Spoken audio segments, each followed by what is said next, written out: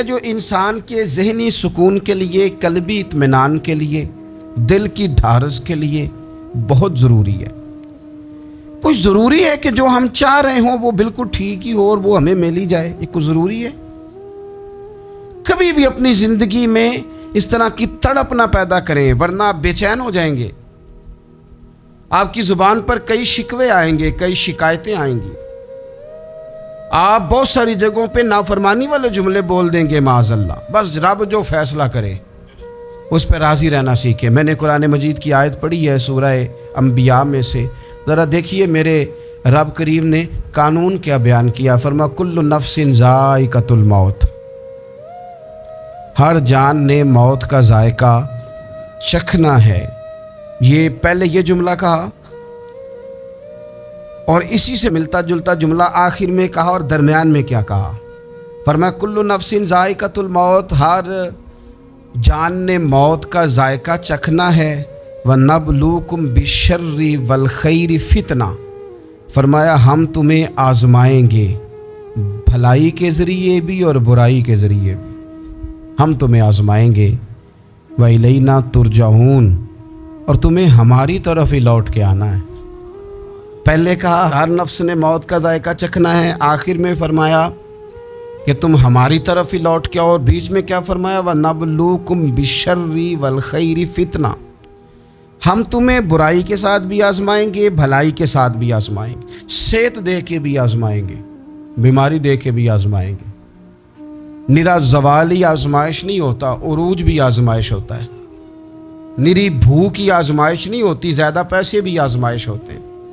انسان کے لیے صرف اس کا کمزور جسم ہی آزمائش نہیں ہوتا، اس کا طاقتور وجود بھی آزمائش ہوتا ہے۔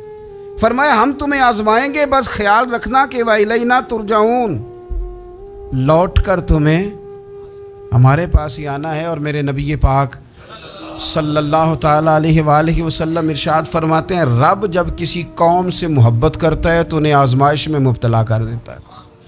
پھر فرمایا اگر وہ اس پر صبر کریں، اللہ کی قضا پہ راضی رہیں، تو پھر اللہ بھی ان سے راضی ہو جاتا ہے، اور اگر وہ ناراضگی کا اظہار کریں کہ یہ مصیبت کیوں آئی، تو پھر اللہ بھی ناراض ہو جاتا ہے۔ اللہ تبارک و تعالی ضرور آزمائے گا، خیر کے ساتھ بھی اور پریشانی کے ساتھ بھی۔ انسان پریشان اس وقت ہوتا ہے کہ جب وہ محنت کرتا ہے تو وہ کہتا ہے نتیجہ میری مرضی کا آنا چاہیے۔ یہ اس کا سب سے بڑا نقصان ہے۔ آپ رزلٹ کبھی اپنی مرضی کا نہ مانگیں، یہ دعویٰ ہی ٹھیک نہیں۔ بہت سارے لوگوں کو جانتا ہوں جو کہتے ہیں میں بندہ بھی ٹھیک ہوں بھی دیانتدار، محنت بھی بڑی کرتا ہوں، توجہ بھی میری پوری ہے، پر پھر بھی معاملہ صحیح کیوں نہیں ہوتے؟ تو میں کہتا ہوں پہلی باتیں ساری ٹھیک تھیں، آخری والی غلط ہے۔ اس لیے کہ محنت آپ کریں ساری، پر بندے نے رہنا تو بندہ ہی ہے نا۔ ساری محنت کر کے آپ کبھی اس نقطے کو سمجھ جائیں نا کہ 950 سال نبیوں نے تبلیغ کی، ہزار سال انبیاء نے تبلیغ کی، انبیاء نے، رب کے تربیت یافتہ لوگوں نے تبلیغ کی۔ 2 لوگوں نے کلمہ پڑھا، 4 لوگوں نے کلمہ پڑھا، لیکن میں آپ کو دیانتداری سے بتاتا ہوں کہ وہ کامیاب ہو کے گئے دنیا سے۔ انبیاء کامیاب ہوئے، کیوں؟ اس لیے کہ رب نے انہیں کہا تھا جا کے پیغام دینا ہے، یہ نہیں کہا تھا کہ بندوں کا بدلنا بھی ضروری ہے۔ ہمارے بچے پتہ کیا کرتے ہیں؟ وہ فٹافٹ نہ پریشان ہو جاتے ہیں۔ نبیوں کے ذمہ تبلیغ کرنا ہے، یہ ان کا ذمہ نہیں کہ لوگ ضروری کلمہ پڑھیں۔ ہدایت تو رب کریم کے دستے قدرت میں۔ انبیاء خلوص سے، للہیت سے جد و جہد کرتے رہے، لیکن انہوں نے یہ نہیں کہا کہ مالک اتنی محنت کی ہے بندے ٹھیک ہی نہیں ہوتے، یہ نہیں کہا انہوں نے، اس لیے کہ جو ان کی ڈیوٹی تھی انہوں نے ڈیوٹی صحیح کی۔